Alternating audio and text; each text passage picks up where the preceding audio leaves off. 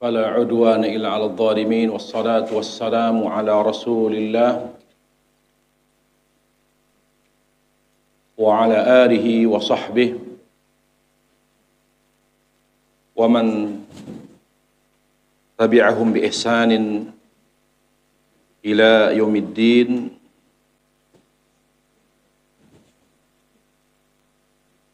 Mari kita memahami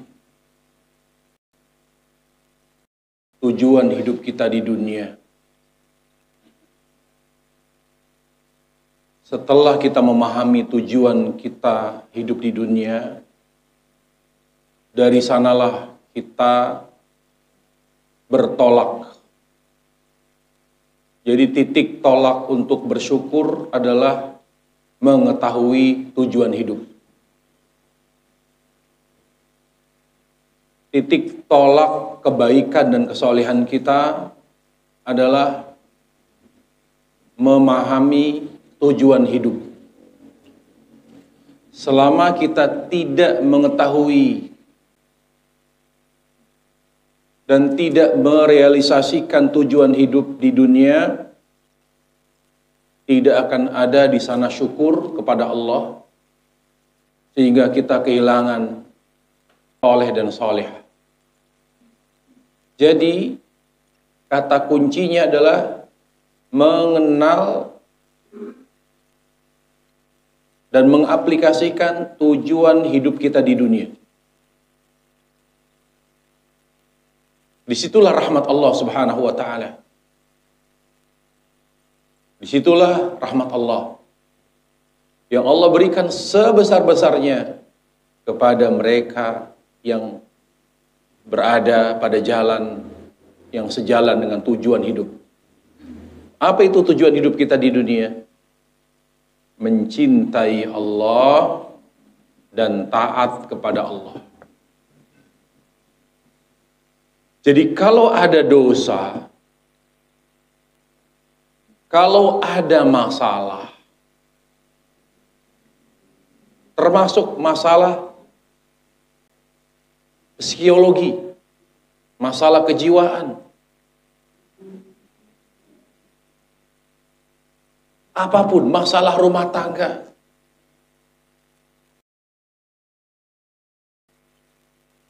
semuanya disebabkan karena ada yang salah pada hati kita yang tidak mencintai Allah, dan ada permasalahan, persoalan pada ketaatan kita kepada Allah. Para jamaah, maksiat kita kepada Allah bersumber dari dua tadi. Cinta Allah dan taat kepada Allah. Tidak ada maksiat di luar itu. Sementara musibah disebabkan karena maksiat. Allah tegaskan dalam surat Asy-Syura ayat 30. Wa ma asabakum min musibatin fa bima kasabat aydikum. Semua musibah yang menimpamu adalah karena dosa dan maksiatmu kepada Allah. Sementara maksiat itu dari mana? Dari kesalahan kita pada cinta kita kepada Allah.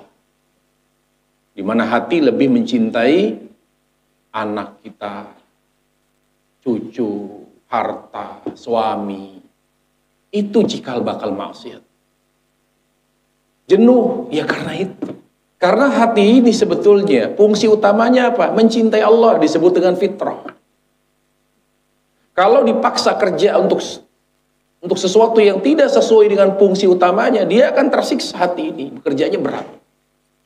Terus nanti di sana muncul kejenuhan, kelelahan, stres. Kemudian maksiat juga disebabkan karena kita bermasalah dalam ketaatan kepada Allah. Taat kepada Allah itu artinya mencontoh Rasulullah. Kenapa kita disuruh mencontoh Rasulullah? Karena mencontoh Nabi alaihi salatu wassalam, meneladani beliau, itu cara untuk membuat hati semakin mencintai Allah. Itu tujuannya. Jadi kalau misalnya ibu-ibu sekalian, akhwat sekalian, berhijab seperti yang Nabi ajarkan, efeknya ke hati. Semua cara berwudu, cara memuliakan suami, cara mendidik anak, cara berinteraksi sosial, semuanya mengacu kepada contoh Rasul. Wallahi, semua yang kita kerjakan sesuai dengan contoh Rasul, maka akan berimplikasi ke mulut. Ketenangan hati dan kedamaiannya hanya pada zikir, yaitu mencintai Allah dan taat kepada Allah. Hanya itu saja. Para jamaah, kita manfaatkan majelis zikir kita pada hari ini untuk bisa mentadaburi surah Al-Adiyat dan mengamalkannya dalam kehidupan kita sehari-hari. Karena para jemaah sekalian, Al-Quran tidak akan menjadi petunjuk bagi kita, tidak akan menjadi obat dari penyakit hati kita, tidak akan menjadi sebab Allah merahmati kita kalau kita belum merealisasi. Kemudian yang ketiga, mengamalkannya dengan benar. Di situ nanti fungsi Al-Quran akan terasa. Ketika kita membaca, makanya kenapa kok saya kurang mendapatkan petunjuk dari Al-Quran, tidak begitu mengobati hati, karena baca Qurannya banyak yang salah. Itulah pentingnya kita belajar baca Quran.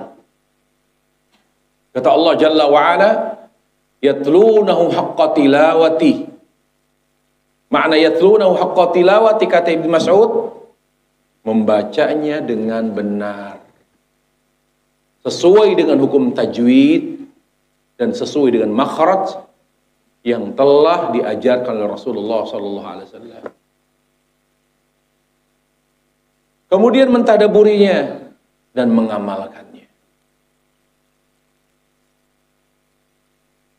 Mari para jemaah sekalian, kita letakkan hati kita, fokus, simak dengan baik kajian kita hari ini yang terdiri dari 11 ayat. Allah berfirman, A'udzu billahi minasyaitonir rajim. Bismillahirrahmanirrahim. Wal 'adiyati dhabha, fal muriyati qadha, fal mughirati subha, fa atharna bihi naq'a, fa wasatna bihi jam'a, innal insana li rabbih lakanud, wa innahu 'ala dzalika lasyahid, wa innahu li hubbil khairi lasyadid, afala ya'lamu idza bu'thira ma fil qubur wa hussila ma fis sudur, inna rabbahum bihim yawma idil khabir.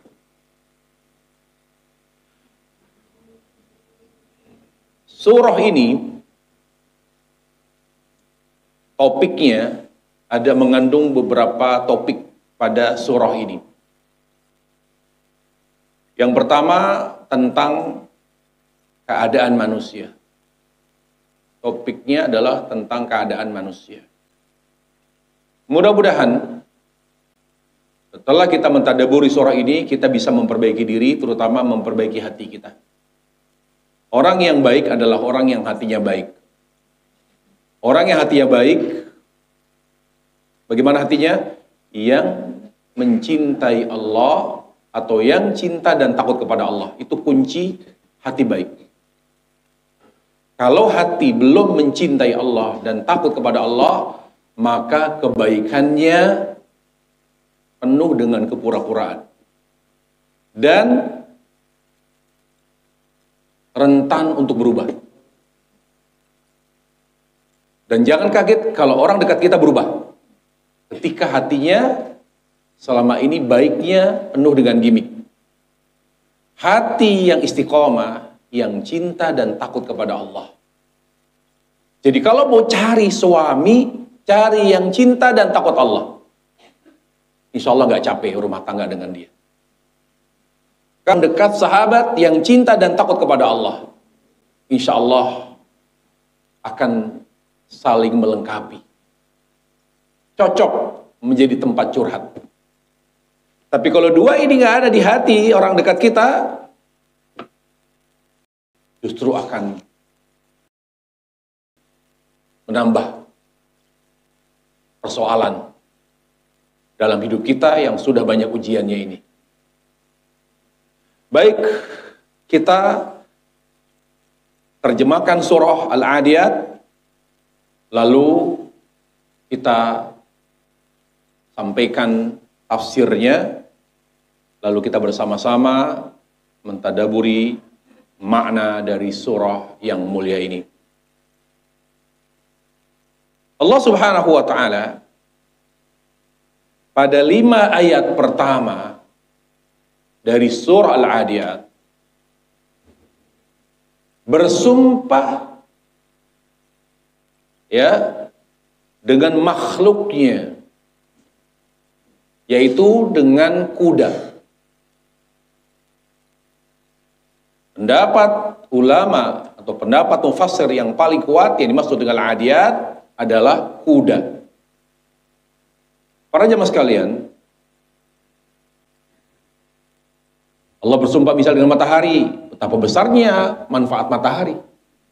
Wasyamsi wadduhaha, betapa bermanfaatnya waktu pagi. Pagi itu berkah. Ketika orang beraktivitas mulai dari pagi, dia sehat. Waktu berkah bagi umat Nabi adalah waktu pagi dari ba'da subuh. Makanya ada larangan dari Nabi tidur ba'da subuh. Allah Jalla wa'ala bersumpah dengan buah tin. Wattini wa zaitun, dengan buah zaitun. Ternyata buah itu buah yang berkah. Demikianlah pula di sini Allah bersumpah dengan kuda yang digunakan untuk berjihad. Binatang yang paling kuat. Ketika tidak ada lagi nanti tank, tidak ada lagi kendaraan yang menggunakan bahan bakar. Karena pada akhirnya nanti menjelang kiamat, semua akan kembali ke asal. Dan terus berguna sepanjang zaman, sepanjang hidup manusia, hingga akhir zaman adalah kuda. Adalah kuda. Adapun puriyat, qadha, wal mughirati subha, itu hanya sifat dari kuda yang berlari kencang, ya, kuda yang berjihad, berangkat ke medan perang di pagi hari. Para jamaah, sampai Allah katakan fal mughirati subha, yang berlari kencang, bergerak di pagi hari, subuh, waktu subuh. Dari ayat ini kita belajar maksimalkan kegiatan kita di pagi hari. Dari ba'da subuh, semua kegiatan. Belajar, mengerjakan apapun, safar, bahkan sunnah Nabi jauh lebih berkah bagi umat Nabi Muhammad SAW. Pagi itu berkah. Apalagi kita niatkan apa yang kita kerjakan di pagi hari karena Allah. Dan apa yang kita kerjakan sesuai dengan tuntunan Nabi SAW. Maka hidup kita penuh dengan keberkahan. Jadi kalau mau tahu kegiatan kita sepanjang hari berkah atau tidak, lihat kegiatan pagi kita. Kalau di pagi hari diawali dengan tidur, malas-malasan, maka sehari kita bilang tidak berkah. Kuncinya di awal. Jadi subuh itu kunci keberkahan. Kegiatan sepanjang hari. Makanya walaupun libur, kita sampaikan ke anak-anak kita, jangan mentang-mentang libur, kamu tidur. Kalaupun mau tidur, waktu duha. Jangan ba'da subuh. Kalau bicara sholat, fardu lebih afdol, bukan sholat fardu terbaik asar, bukan subuh. Pahala sholat asar lebih besar daripada pahala sholat subuh. Karena Allah yang menentukan.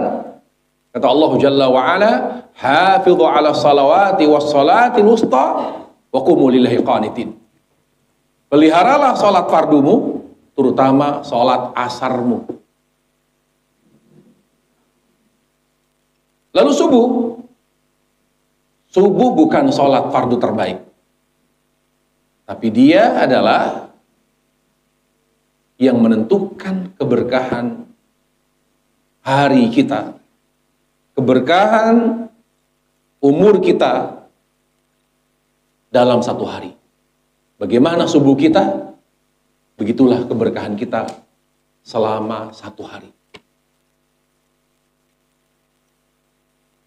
Upayakan para jemaah mulai dengan subuh.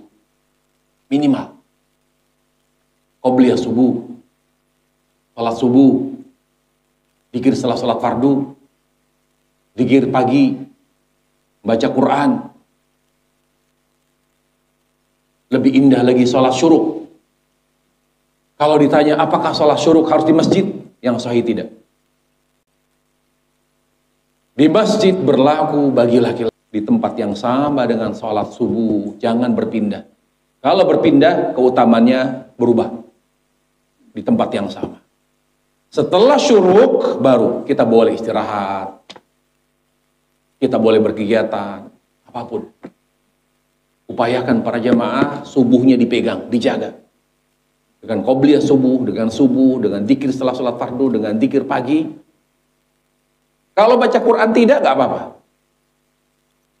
Kalau syuruk juga tidak, minimal zikir pagi. Qobliyah subuh, karena witir bisa dikerjakan sebelum tidur.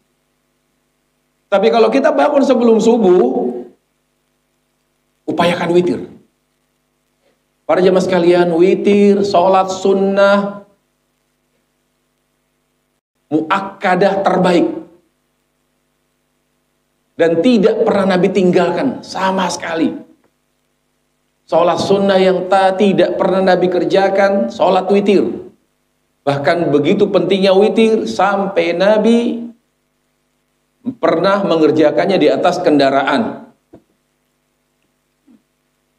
Karena begitu pentingnya sholat witir.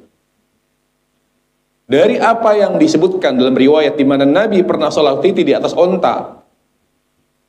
Berarti kita kalau sedang dalam perjalanan safar, usahakan jangan sholat di atas kendaraan. Asalnya begitu. Karena rukun dan kewajibannya, terutama kewajibannya akan sulit kita laksanakan. Di antaranya apa? Berdiri. Makanya kita manfaatkan fasilitas apa? Jamak. Manfaatkan fasilitas menjamak sholat. Jadi sebelum take off pesawat, kita sudah jamak dulu sebelum zuhur. Jadi kita tidak usah mikirkan sholat zuhur dan asar di pesawat. Atau jamak takhir. Tidak usah mikirin sholat, walaupun sudah masuk sholat zuhur di atas pesawat, tidak usah kerjakan. Nanti kalau sudah landing, kalau sudah sampai di airport, sholat jamak takhir atau di hotel tempat kita tuju. Dalam rangka apa? Menghindari sholat di atas kendaraan. Karena Nabi tidak pernah sholat di atas kendaraan. Karena jarak jeda waktu antara subuh dengan zuhur panjang. Kalau kita memang harus berangkat siang, maka para jamaah, ingat, jangan beragama dengan perasaan. Begini. Inilah kekurangannya perempuan. Beragama lebih dengan perasaan. Padahal Nabi tidak pernah mengajarkan. Para jemaah, kita beragama dan beribadah berdasarkan tuntunan Nabi alaihi wasallam. Contoh begini. Kita mau safar sebelum zuhur, setengah jam lagi zuhur. Terus mau berangkat, aduh tanggung setengah jam lagi zuhur. Tunggu deh, nggak usah berangkat dulu, tunggu aja dulu. Tunggu zuhur, takutnya apa? Takutnya kalau kita berangkat sebelum sholat, takut mati. Takut nanti di jalan mati. Nah, terus gimana? Pakai perasaan. Bagaimana jawabnya? Kita lihat tuntunan Nabi. Nabi alaihi wassalam, kalau berangkat safar sebelum zuhur, beliau tetap berangkat, tidak memikirkan sholat. Apa yang beliau lakukan? Menjamak zuhur dan asar jamak takhir. Lalu pertanyaan, nanti kalau kita meninggal dunia sebelum sholat, ditanya dong. Tidak. Para jamaah, tolong diingat. Apa yang kita lakukan sesuai dengan contoh Rasul, tidak akan ditanya oleh Allah. Selama apa yang kita lakukan berdasarkan tuntunan Nabi, maka kita akan terbebas dari hisab yang berat. Nanti kalau ditanya oleh Allah, kenapa kamu tidak sholat dulu? Tidak sholat zuhur dulu sebelum kamu berangkat? Akhirnya kamu meninggal. Jawabannya gimana? Ya Allah, saya berangkat walaupun setengah jam lagi zuhur, tapi saya tidak sholat, tidak nunggu sholat, karena saya mengikuti tuntunan Nabi-Mu ya Allah. Kira-kira ditanya nggak Allah kalau dijawab gitu? Selesai, aman. Selama apa yang kita lakukan sesuai dengan tuntunan Nabi, insya Allah tidak akan ada hisab yang berat, para jamaah. Dan itu terapkan pada semua perkara, termasuk mendidik anak. Kalau ada tidak mendidik dia,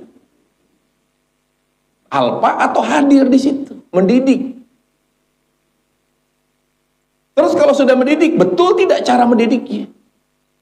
Karena kalau kita cara mendidiknya salah, ditanya oleh Allah. Lalu Allah tanya, apakah kamu sudah mendidik anakmu sesuai dengan cara Rasul? Enggak ya Allah, kena kita di situ. Makanya para jemaah, objek hisab itu dua. Ma ta'buduna min ba'di, madza ajabtumul mursalin.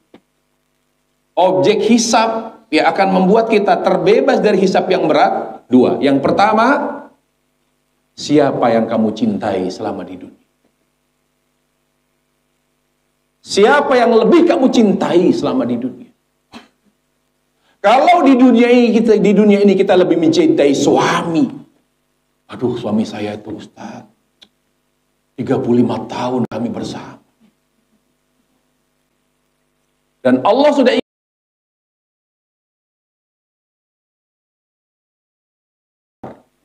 dalam surah Al-Baqarah 155 bahwa kita tidak boleh merasa memiliki. Anak bukan milik kita, istri bukan milik kita, anak, suami, orang tua bukan milik kita, semua titipan Allah. Kita sayang istri, kita sayang suami, kita sayang anak, sayangilah karena perintah Allah, bukan karena kebaikan anak, kesolehannya, kelebihannya, kekurangannya. Ketika kita menyayangi mereka karena perintah Allah, bersama mereka bahagia. Kehilangan mereka pun tetap bahagia. Karena yang memberikan dan menanamkan kebahagiaan dalam hati bukan mereka, tapi Allah. Allah yang tahu arti kita, bukan istri, suami. Bisa jadi kita lebih bahagia ketika mereka udah gak ada. Bisa jadi. Siapa yang bahagian hati kita? Allah. Kapan? Ketika kita lebih mencintai Allah. Dan cinta kasih kita kepada mereka hanya karena perintah Allah. Bukan karena dia adalah suami yang baik, tolonglah diperbaiki hati. Wanita itu hatinya lemah. Kalau salah dalam mengolah hati, maka akan terjadi banyak sekali siksaan batin. Cintailah suami karena perintah Allah. Jangan lihat dia suami yang baik, bertanggung jawab, mendidik, imam. Siapa yang ngajarin teori itu? Kalau ada ustadz yang bilang seperti itu, hadapkan saya tantang dia. Mana dalilnya? Saya ingin para jamaah punya hati yang kuat. Wallahi hati yang kuat adalah ketika Allah lebih kita cintai. Ada lagi. Hanya Allah yang kita cintai. Hari ini kita linya ala fulfata wa hanidu awwal manzil. Kamu ini sekarang di dunia sedang mengalami pengasingan, sedang merantau. Ketika kita sedang merantau, kita nih aslinya orang mana? Oh, kita punya kampung halaman yang selalu kita rindukan. Kalau kita tahu bahwa kita ini bukan asli kampung dunia, asli kita ini berasal dari kampung surga. Kita seenak-enaknya hidup di tempat merantau, selalu ingat kampung halaman. Kita ini asli kampung surga para jamaah. Bapak ibu kita Adam dan Hawa berasal dari surga. Silakan kamu di dunia, mulai itu sayang anak, sayang suami, sayang orang tua. Ingat kamu bukan asli kampung dunia.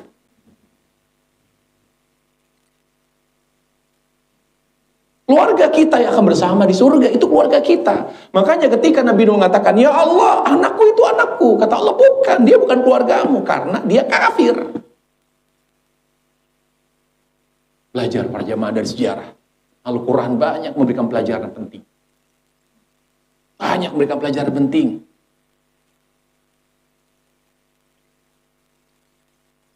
Sekarang banyak orang yang meninggal. Justru ketika ada orang yang meninggal, wafat, kata Nabi, justru itu pelajaran penting bagi orang yang masih hidup. Apa pelajarannya? Bukan hanya bertaziah, saya berbelasungkawa, berduka cita. Gak paham dia pesan dan pelajaran dari kematian. Apa kata Nabi alaihissalam? Kafa bil mauti wa'idha. Kalau ada yang meninggal di sekitar kita, berarti Allah ingin mengingatkan kita untuk lebih memperbaiki hati. Ya Allah, saya umur 40, 45, 50, hati saya gimana? Sudahkah rindu kepadamu ya Allah?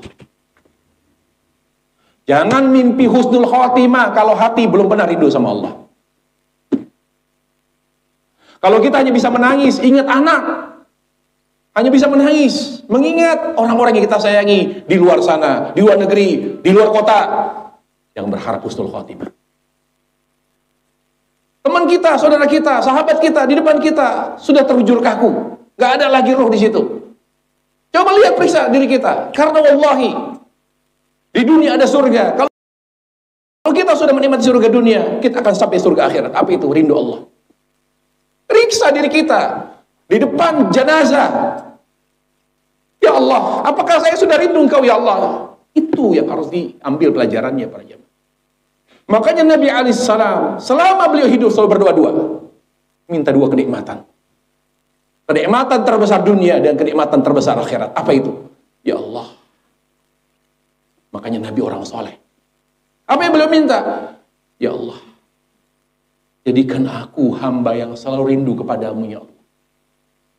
Ini kunci kesolehan para jemaah. Kalau kita lebih menangis ketika ingat anak, rindu anak. Tidak pernah menangis, ya Allah, aku rindu kepadamu ya Allah. Pernahkah kita rindu Allah? Pernahkah kita rindu kepada Allah menangis? Mal hubbu illa bil awwali. Kita ini akan kembali kepada Allah Jalla wa. Sampai Allah katakan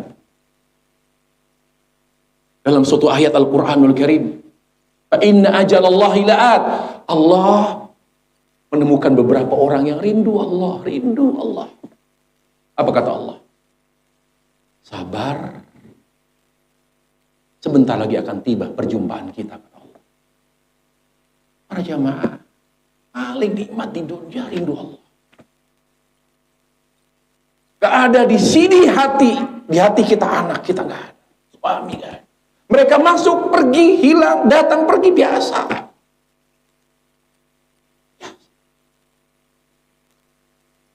Makanya kata Nabi alaihissalam, ketika orang akan dicabut nyawanya oleh Allah, malaikat maut berkata kepada kita, lupakan anakmu, lupakan suamimu, lupakan orang-orang yang kamu sayang. Kamu rindu Allah? Tidak. Rindu Allah, aku rindu. Absyir, kabar gembira bagimu. Ditanya oleh malaikat maut, kamu rindu Allah? Tidak. Ikhlas, lepaskan. manfaatkan saja. Wallahi malaikat maut senyum. Kamu orang baik. Kamu rindu Allah tidak? Sudah. Titipkan anakmu, titipkan cucumu, titipkan semuanya kepada Allah. Allah maha mampu. Baik ya Allah, aku rindu kepadamu. Itu ditarik roh dari ubun-ubun. Mudah. Seperti kata Nabi, rambut yang diambil dari tepung. Mudah sekali. Makanya kenapa kita di akhir ucapan kita di dalam hidup ini, la ilallah, ungkapan cinta. La ma'budu bihaqqin Allah. Bukan tasbih, bukan takbir, bukan tahmid, tapi la ilaha illallah. Ikrar bahwa kita tetap setia kepada Allah, la ilaha illallah.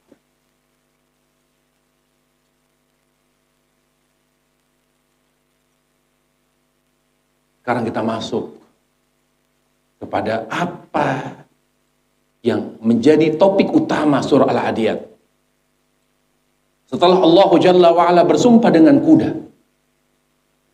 Di sini juga kita belajar para jamaah. Sumpah itu ibadah. Tidak boleh kita bersumpah dengan selain nama Allah. Tidak boleh. Meskipun demi Rasulullah. Haram. Dan itu syirik. Kita sedih. Ada ustadz yang terkenal tidak mengerti sumpah itu adalah ibadah. Sampai dia tetap bersumpah demi Allah, demi Rasulullah. Wallahi, ajarkan kepada orang-orang sekitar kita bahwa sumpah itu ibadah. Maka tidak boleh bersumpah kecuali dengan nama Allah. Kata Nabi alaihissalam, "Man kana halifan falyahlif billah aw liyasmut." Barang siapa yang hendak bersumpah, bersumpahlah hanya dengan nama Allah atau diam.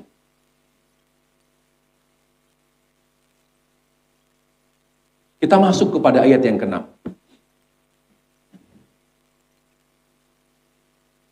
Allah tabaraka wa ta'ala berfirman, "Innal insana li rabbih lakanut." Sesungguhnya manusia itu pada asalnya, karakter dasarnya selalu kufur terhadap nikmat Allah. Itu karakter dasar kita. Siapa yang bersyukur, yang mendapatkan hidayah. Ayat ini kita belajar. Apa pelajarannya? Apa tadaburnya? Orang itu kalau hanya kaya, ini belajarnya. Orang itu, walaupun dia muslim, kalau hanya kaya, tapi tidak ada hidayah pada dirinya, maka dia akan cenderung kufur kepada Allah. Karena karakter dasar manusia kanut, kufur terhadap nikmat Allah.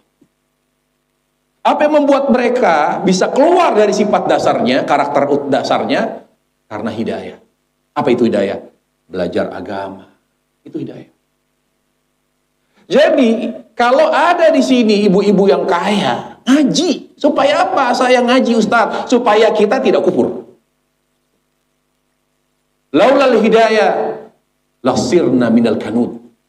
Kalau bukan karena hidayah, kalau bukan kita belajar agama agar kita takut kepada Allah, kita akan kembali kepada sifat awal kita. Ingat, sifat awal manusia itu kufur nikmat.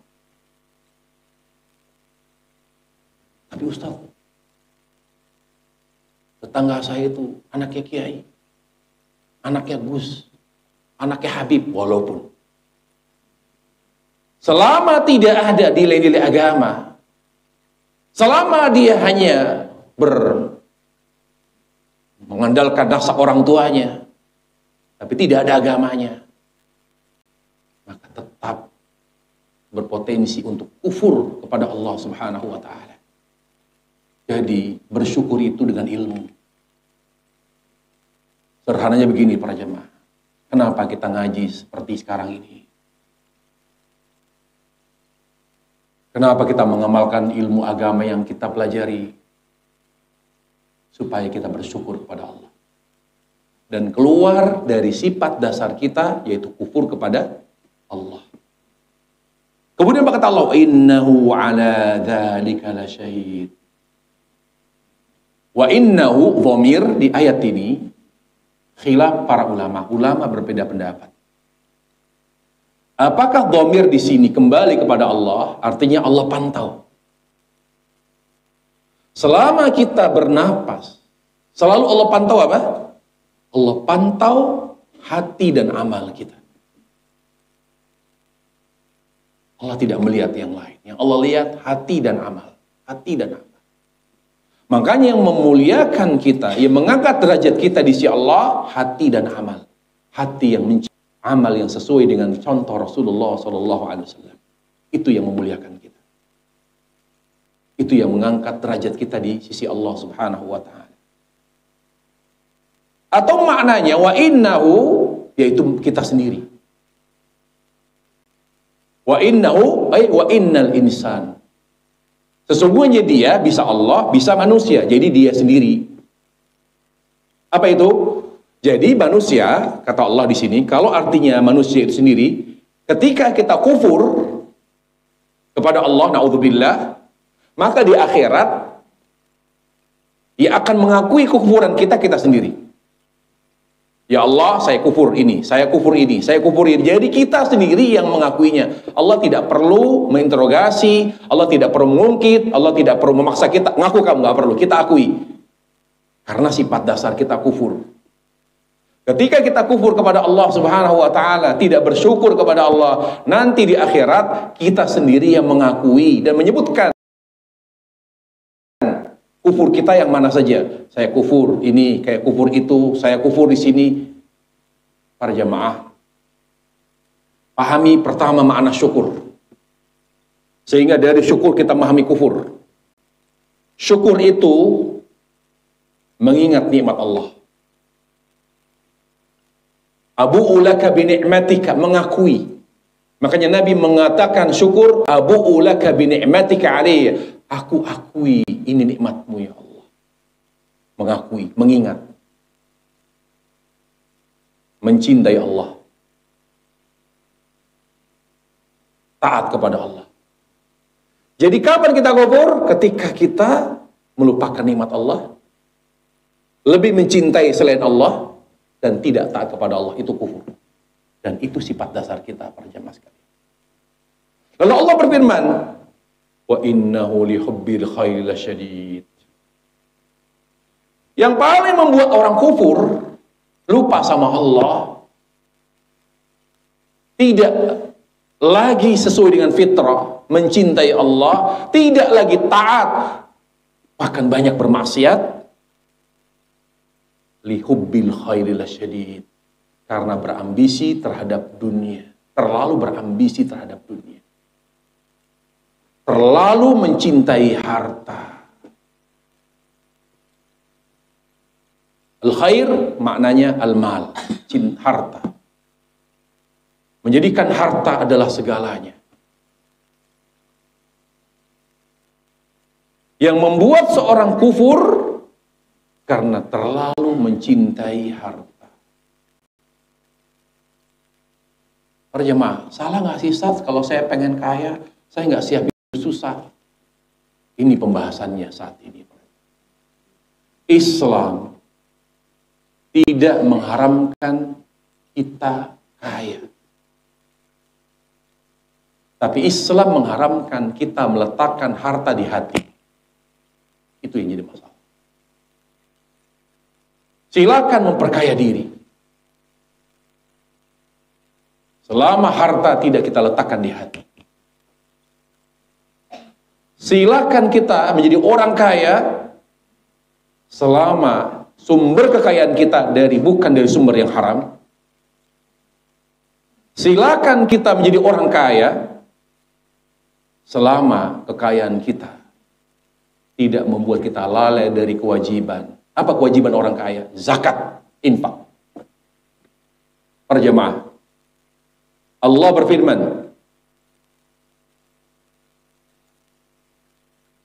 adhabtum thayyibatikum fi hayatikumud dunya. Kalian hilangkan jatah akhiratmu karena kelalaianmu di dunia.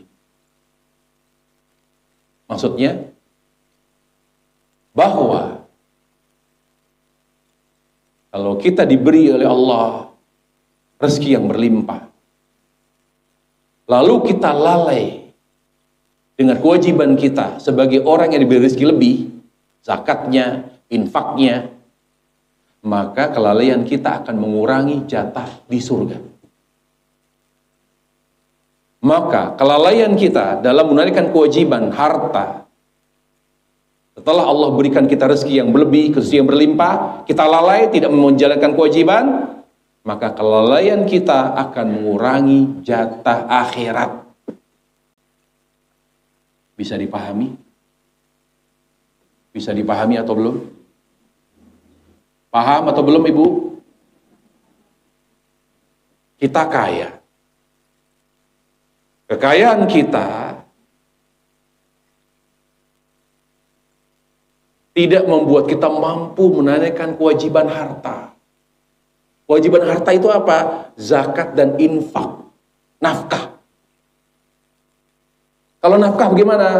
Nafkah itu yang memiliki hubungan kerabat, yang menjadi ahli waris. Kalau zakat kepada 8 asnaf, orang-orang yang berhak menerima zakat. Kita kalau lalai dalam mengeluarkan zakat, tidak mengeluarkan zakat atau cara zakatnya salah, akan mengurangi jatah akhirat. Nafkah. Nafkah itu kata ulama, wa 'alal warithi mithlu dzalik. Siapa yang wajib kita kasih nafkah? Yang merupakan ahli waris kita. Kalau kita kaya, kita punya adik susah, lalu kita tidak bantu, mengurangi jatah surga kita.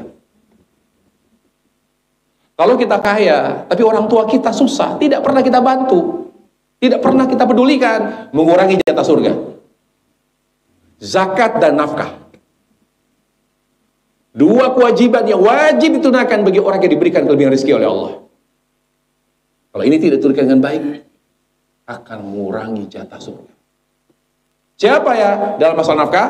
Kata Allah, wa 'alal warithi mithlu dzalik. Yaitu keluarga kita, notabene ahli waris yang mengalami kesulitan ekonomi. Kalau ini gimana saat tetangga? Tetangga susah. Boleh, apakah kita dosa kalau kita tidak bantu?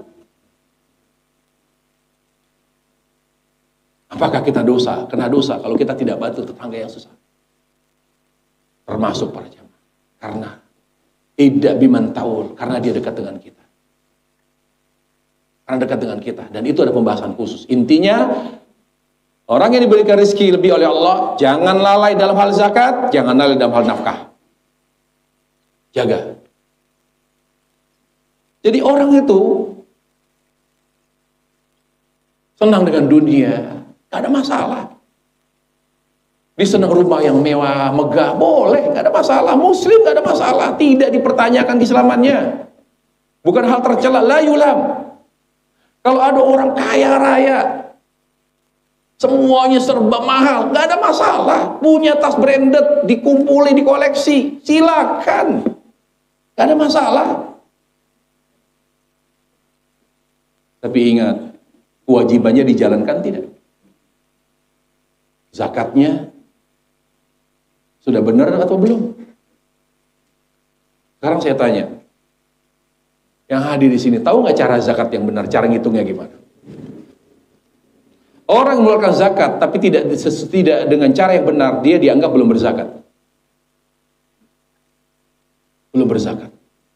Cara menghitung zakat misalnya begini. Pertama, klasifikasi mana zakat harta, mana harta zakat, dan mana harta bukan zakat. Tidak semua harta ada zakatnya. Makanya kata ulama adalah namanya amwal zakawiyah, amwal ghairu zakawiyah. Ada harta zakat, ada harta bukan zakat. Sebagaimana harta riba, ada harta bukan riba. Itu dulu kita klasifikasi dulu. Oh, ini harta zakat. Saya punya rumah Ustadz, ada nggak zakatnya? Nggak ada. Rumah mewah? Nggak ada. Oh, alhamdulillah, senang nggak ada zakatnya. Tapi saya sewain. Nah, berarti ada pertambahan. Kaidahnya begini, zakat itu Setiap harta ia mengalami pertumbuhan. Ada perputaran uang di situ. Kullu malin qabilin nama. Setiap harta yang mengalami perputaran uang di situ, maka berpotensi untuk dikeluarkan zakatnya. Karena tujuan zakat mengeluarkan harta yang kotor. Begitu para jamaah. Gitu. Ustaz, saya punya tas branded 1 kamar. Kena nggak zakatnya? Tidak. Tapi kalau bisa bagi-bagi. Kenapa? Karena dia bukan harta zakat. Ustaz, saya punya deposit, punya tabungan 3 miliar. 5 miliar ada di bank, 10 miliar. Kena nggak zakat? Kena. Karena duit harta zakat. Tapi kan nggak saya puter. Dihitungnya per tahun. Jadi jangan dilihat perputaran. Dia tidak berputar, tapi karena uang itu harta zakat, jadi dikeluarkan per tahun. Kalau mencapai nisab. Nisabnya berapa? 40 juta. 40 juta lebih.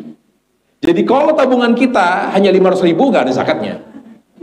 Tapi kalau sudah hemat, setahun, bagaimana Ustaz? Saya punya uang sekarang 10 miliar. Qadarullah, sebelum setahun habis uang saya karena musibah penyakit. Habis buat berobat ibu saya, buat berobat anak saya, habis. Sebelum setahun, maka tidak terkena zakat. Makanya sebelum setahun, kalau ibu duitnya banyak, habisin dulu. Itu strategi tidak zakat. Jadi tuh disisain di bawah 40 juta. Insya Allah aman dari zakat. Silakan akalin Allah. Nanti Allah akan ngakalin kita. Nisabnya 40 juta dan dikeluarkan per tahun. Saya punya simpanan emas. Emas harta zakat. Kita punya emas. Emas perhiasan, emas batangan. Kalau sudah setahun, keluarkan zakatnya. Tinggal kita estimasi, nilainya berapa ini emas ini? Oh, nilainya sekian ratus juta. Keluarkan 2,5% dari nilai itu. Dari nilai semua uang emas digabung, 2,5% itu zakatnya. Dan banyak yang tidak ngerti tentang zakat. Padahal duitnya banyak. Tapi zakatnya, maaf Ustadz, boleh titip nggak? Berapa? Nih, 1 juta. Memang benar cara zakat begitu? Jadi banyak dari kita, cara zakatnya salah. Maka orang yang cara zakatnya salah, cara menghitungnya salah, dia dianggap belum mengeluarkan zakat. Dan ketika kita salah dan mengeluarkan zakat, maka akan mengurangi jatah surga kita. Ini yang kita belajar di sini. Lalu di akhir, ayat terakhir Allah bilang apa? Afala ya'lamu idza bu'thira ma fil qubur wa hussila ma fis sudur. Apakah manusia memperhatikan ketika dia dikeluarkan dari kuburan dan ketika semua manusia akan diperlakukan di akhirat setelah dibangkitkan sesuai dengan hatinya. Kita, nah ini bedanya dunia dengan akhirat. Dunia, apa yang terlihat. Manusia akan menilai kita sesuai dengan apa yang dia lihat. Makanya orang munafik dikategorikan sebagai muslim. Karena kita melihatnya dia sholat, dia puasa, dia ngaji. Tapi kan kita nggak tahu isi hati dia. Jadi dunia itu yang kita lihat. Kita memperlakukan orang lain sesuai dengan apa yang kita lihat. Urusan hati bukan urusan kita, itu urusan Allah Jalla wa'ala. Makanya para jamaah, kalau ada orang yang mau masuk Islam, kata ulama dari sini, jangan bertanya, maaf motifnya apa Anda masuk Islam? Tidak boleh. Karena urusan hati, urusan Allah. Jadi ketika ada orang mau Islam, mudahkan. Tuntun dia bersyahadat. Jangan tanya motifnya apa, niatnya apa. Karena bisa jadi dia bohong. Kita hanya memperlakukan orang sesuai dengan apa yang kita ketahui. Dunia, acuannya yang kita lihat, yang terlihat. Akhirat beda. Dari sejak kita masuk ke liang kubur, yang kita alami ini, hati ini.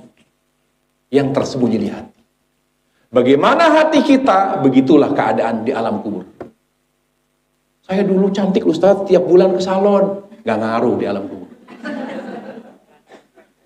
Wa husila ma fis sudur. Ini ayatnya para jemaah. Tolong belajar orang yang hanya perhatikan lahiriah saja. Karena kalau kita mati mendadak, yang kita andalkan ini hati, fisudur, dada kita, hati kita. Bagaimana hati kita? Begitulah keadaan kubur kita. Kita lihat ketika orang dimasukkan ke liang kubur. Ya Allah, uangnya banyak, rumahnya mewah, tapi kuburnya begini. Walaupun kita dikubur di Sandigohil. Yang satu kapling saya baca lihat sampai sekian miliar. Allah. Belajar para jamaah, jangan hanya punya uang saja. Jangan terjebak dengan makam yang mahal. Karena kuburan itu akan menjadi indah. Bukan karena kaplingnya mahal. Tapi karena hati yang indah dan bersih. Wahosila ma fis sudur. Saya khawatir nih. Allah ayat ini sampai kepada perusahaan pengelola Sandigohil, nggak laku. Kira-kira betul atau tidak? Wahosila ma fis sudur. Mungkin kita dimakamkan di kubur yang sederhana. Sederhana. Bahkan mungkin airnya banjir. Ada kuburannya berkeluar air.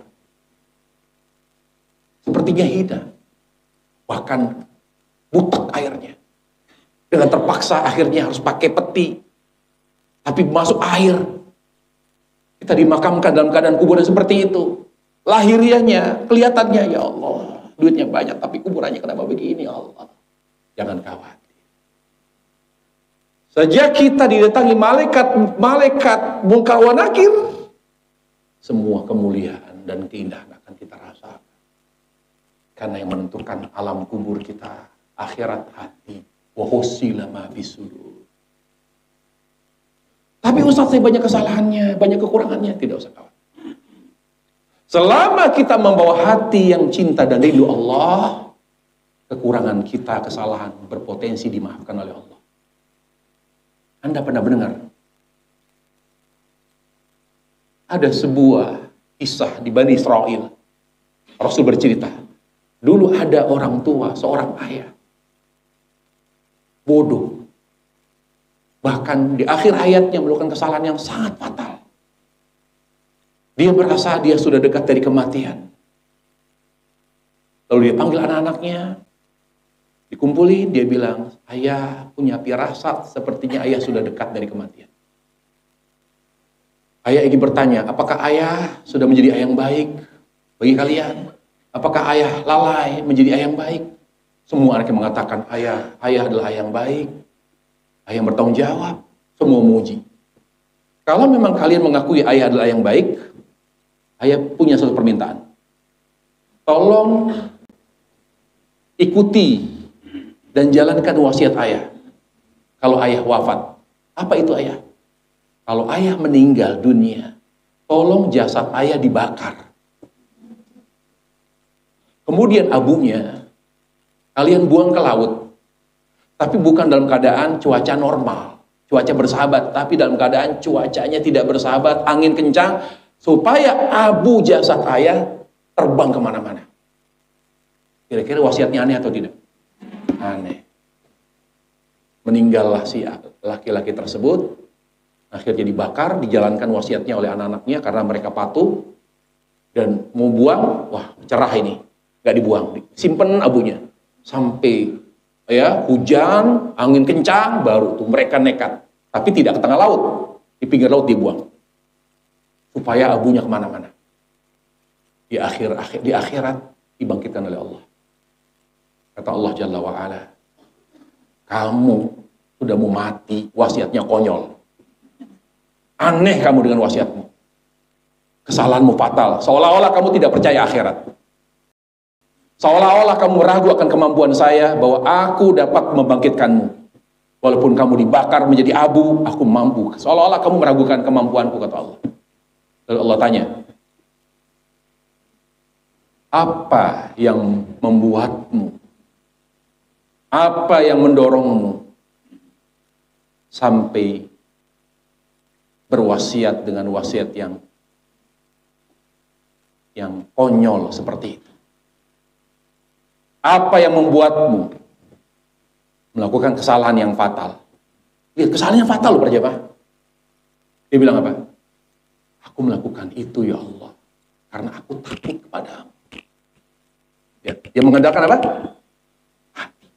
Aku melakukan itu ya Allah karena aku takut kepadamu. Apa kata Allah? Aku maafkan semua dosamu.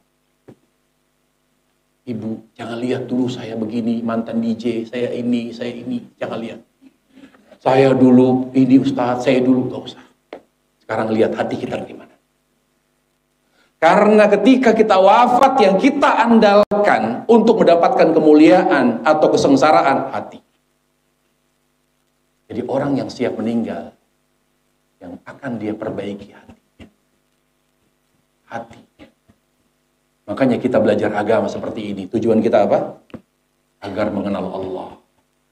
Takut kepada Allah. Dan cinta kepada Allah. Kalau hati sudah rindu, dicabut oleh Allah kapanpun. Bismillah. Hanya satu doa kita. Ya Allah, wafatkan aku dalam keadaan husnul khatimah. Itu doanya. Hanya itu doanya. Justru yang kita periksa kalau kita bertakziah. Bahkan kalaupun besok misalnya kiamat, ya kita periksa hati. Hati saya sudah rindu Allah belum?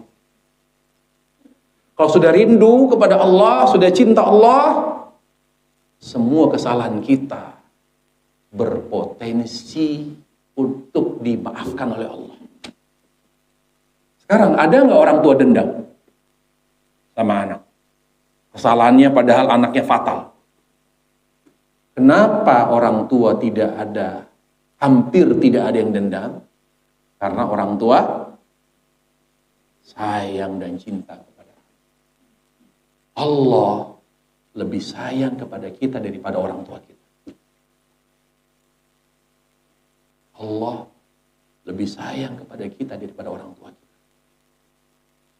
Jadi balas cintanya Allah dengan hati yang sayang kepada Allah. Kita nggak ada yang sempurna.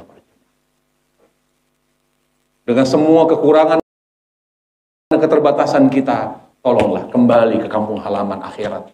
Kembali ke Allah dengan buah hati yang cinta Allah. Perbaiki, jaga hati. Bagaimana Ustaz saya menjaga hati? Belajar agama. Berupaya untuk selalu beramal. Amal soleh.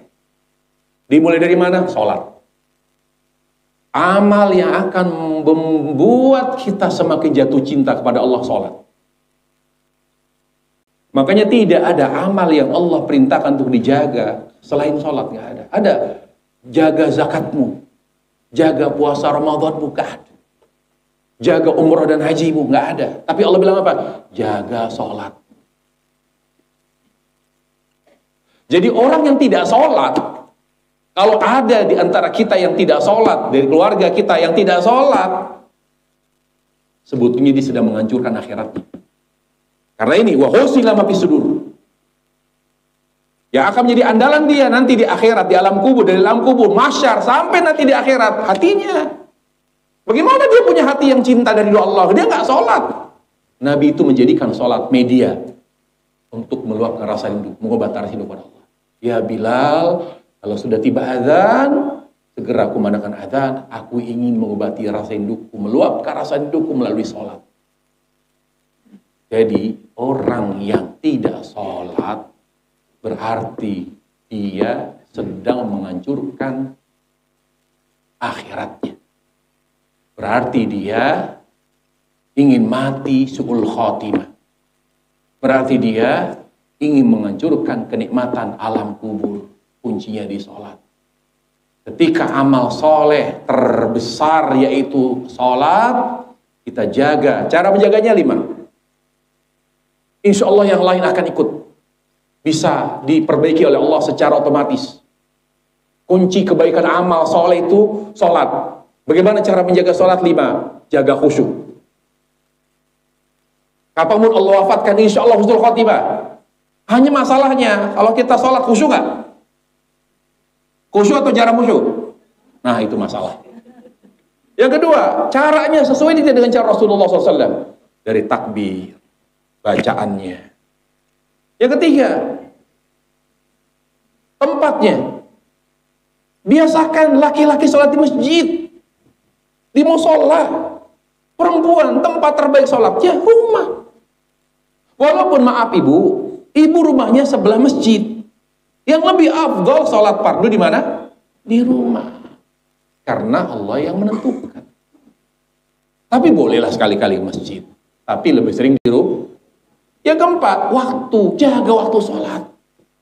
Dimanapun, kapanpun, jaga waktu sholat. Jangan sampai sholat hampir habis waktunya baru sholat. Yang terakhir, jaga sholat fardu dengan sholat sunnah. Jaga 12 rakaat rawatib muakkadah. 2 rakaat sebelum subuh, 4 rakaat sebelum zuhur, 2 rakaat setelah zuhur, 2 rakaat setelah maghrib, 2 rakaat setelah isya. Kalau Allah wafatkan, insya Allah husnul khatimah. Jaga sholat sunnah non rawatib yang muakkadah, witir, tahajud, duha. Itu dulu sholatnya itu. Sholat fardu dijaga, khusyuknya, caranya, tempatnya, waktunya, dan sholat sunnahnya. Apa itu sholat sunnah?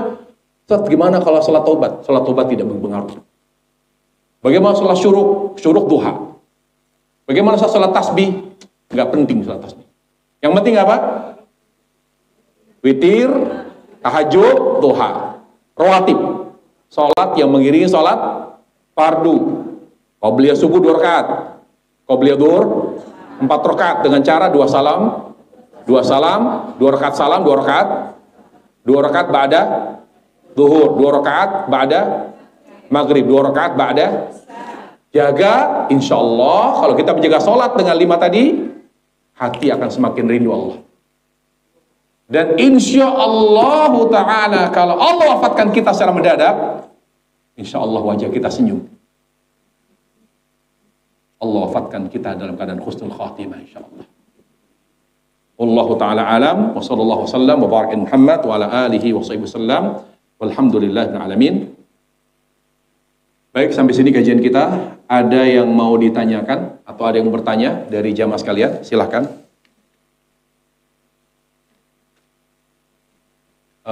Langsung atau pakai mic? Enggak, pakai mic atau langsung? Langsung.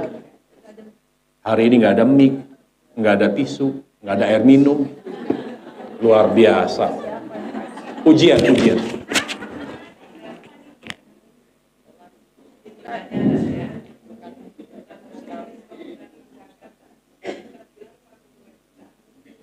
40 juta kurang lebih.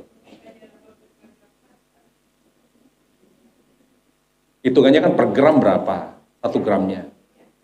Saya hitung kurang lebih 40 juta lebih. Enggak. Hitungannya kan apakah emas atau perak. Lalu emas dinilai dengan rupiah. Kan kita mengarahkan yang lebih mudah dan praktis.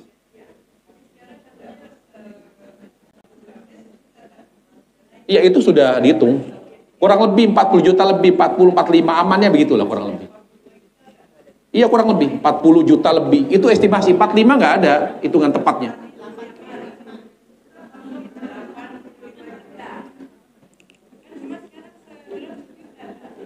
Iya, tapi nisabnya emasnya itu berapa? Saya sudah melakukan penelitian, Bu. Sudah melakukan penelitian, terutama ketika membahas tentang fikih wanita, nanti di bab zakat perhiasan. Nah, saya hitung tuh. Saya hitung kurang lebih 40 juta lebih sampai 45, kurang lebih. Estimasinya begitu. Estimasinya. Tapi kalau ibu mau ngasih lebih, lebihkan aja melalui sedekah. Gini loh. Jangankan yang 80 berapa? 85 gram. 85 gram? 85 juta. Kira-kira 85 juta banyak gak yang zakat? Banyakkah orang yang mengeluarkan zakat? Jadi gini, dalam menentukan nisab harus mengacu kepada dalil. Setelah saya melakukan penelitian, saya menemukan bahwa nisab zakat itu kurang lebih 40 juta atau kurang lebih 45 juta. Nah, sekarang apakah itu 85 gram? Ya, apakah betul 85 gram emas? Nah, itu kan harus dicek lagi tuh secara dalil. Zakat itu. Nah, sekarang begini aja. Insya Allah pengajian berikutnya saya khususkan waktu sedikit tentang zakat. Berapa nisab yang sebenarnya sesuai dengan dalil? Supaya tidak ada kebingungan lagi. Nanti saya sebutkan dalilnya. Ini dalilnya ini dalil ini, hadisnya begini. Supaya ibu tambah ya yakin. Gitu aja.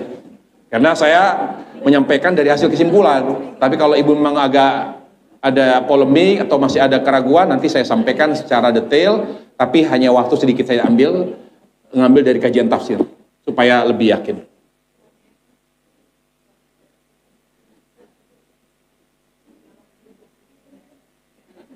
Beda. Tapi ulama lebih mengacu pada emas. Karena emas itu lebih berharga. Bukan perak. Menghitungannya hitungan emas, bukan perak. Ya, silakan Bu. Tadi mau nanya? Ya. Ibu mau nanya tadi? Ya. Salam.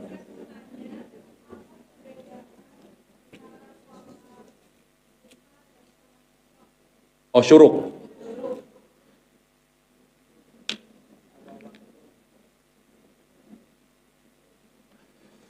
Saya melakukan penelitian tentang masalah ini, dan saya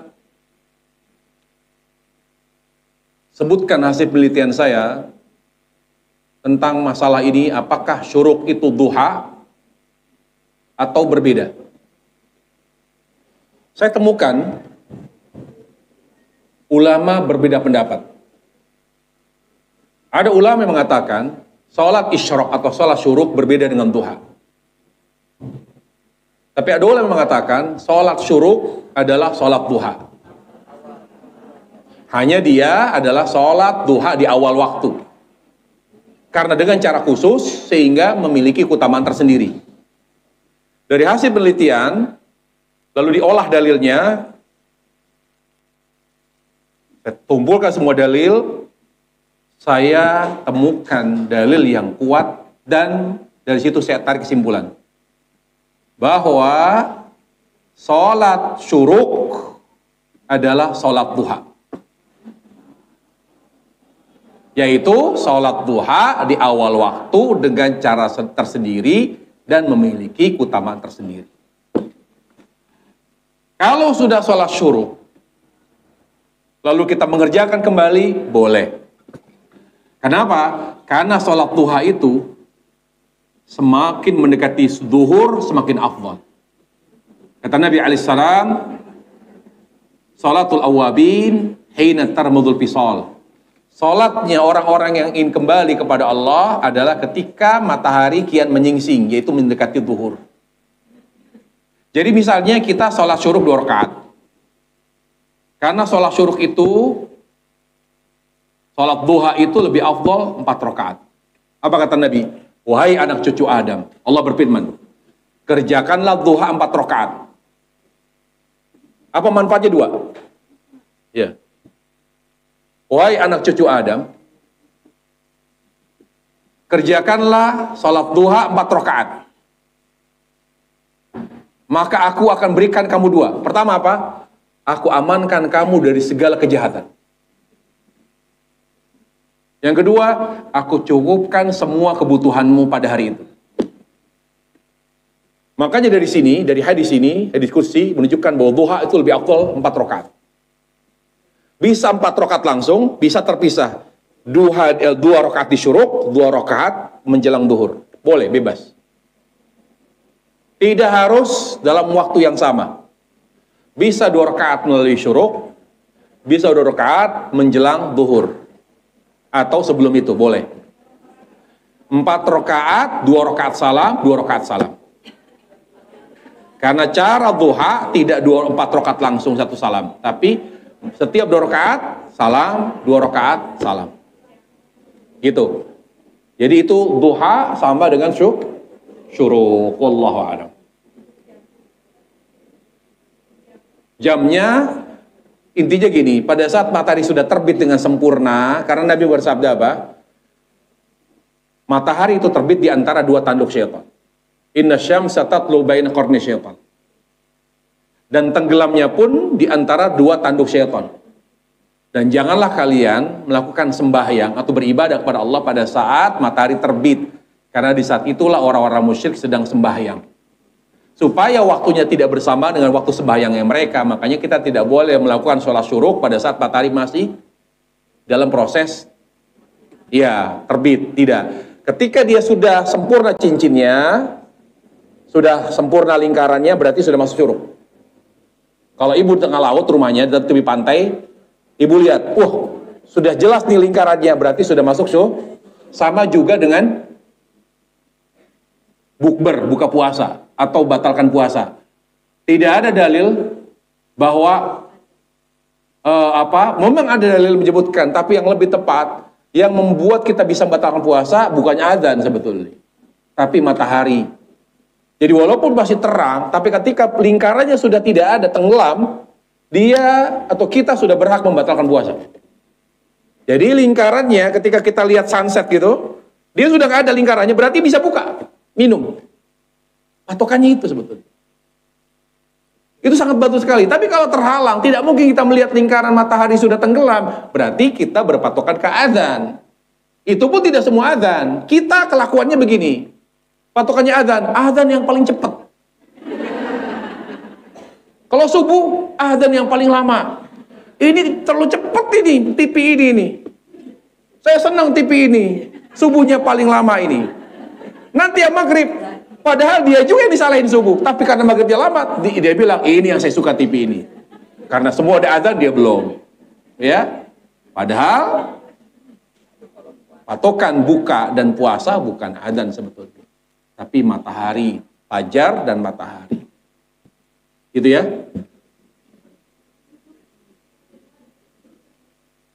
Duha sebelum zuhur. Zuhur jam berapa? 11.40. Duha berapa lama ngerjainnya? 15 menit. Lebay. Hebat kalah Aisyah. 10 menit aja cukup. Ciri khas sholat sunnah ringan. Makanya kalau ada orang sholat qobliyah subuh dengan subuh sama, berarti dia tidak ngerti bahwa sholat itu untuk mengobati rasa rindu kepada Allah. Makanya bedakan antara sholat sunnah dengan sholat fardu, beda. Sholat sunnah itu sampai Aisyah mengatakan, ketika Nabi sholat qobliyah subuh, saya bahkan mengira Rasul tidak baca Al-Fatihah. Berarti apa tuh? Cepat. Tapi kalau ibu-ibu apa? Allah. Kalau saya lihat ibu-ibu sholat qobliyah, saya mau jorokin, Bu. Terlalu sok khusyuk gitu. Allah. Angkatnya aja lama. Allah. Alhamdulillahirabbil alamin. Ar-Rahman. Boleh nggak sih ngejorokin orang tua, ibu-ibu gitu? Kenapa? Bukan begitu para jamaah. Yang paling mengobati rasa rindu kepada Allah, sholat fardu, bukan sholat sunnah. Jadi jangan kita merasa rindu, lalu kita obati, lalu kita luapkan melalui sholat sunnah, nggak ada. Tapi anehnya, sholat fardu bacanya inna a'tainakal kautsar. Qobliyah kulhu. Bener gak tuh? Padahal lebih panjang kulhu. Walaupun sama-sama pendek. Para jamaah, biasakan subuh suratnya panjang. Rasul itu baca di sholat subuh, ya, itu surat yang panjang. Apalagi rakaatnya cuma 2. Paling tidak, ya, bacanya tartil. Rukunya lama, sujudnya lama. Tidak seperti pada sholat sunnah. Cepat aja Allah. Bismillahirrahmanirrahim. Jangan terlalu lama sholat sunnah. Duha pun begitu. Ringan. Untuk membedakan antara sunnah dengan fard. Ingat, saya ulangi. Kenapa kita harus lebih memperlama durasi sholat fardu? Karena sholat yang akan mengobati rasa rindu kita kepada Allah, sholat fardu. Sholat sunnah fungsinya apa? Menutupi kekurangan pada sholat fardu. Jadi sholat sunnah, karena dia hanya sifatnya menutupi kekurangan pada sholat fardu, oleh karenanya kita kerjakan dengan ringan dan cepat. Wallahu ta'ala alam. Demikian kajian kita para jemaah sekalian Allah Subhanahu wa taala. Subhanakallah bihamdik, asyhadu an la ilaha illa anta, astaghfiruka wa atubu ilaik. Assalamualaikum warahmatullahi wabarakatuh.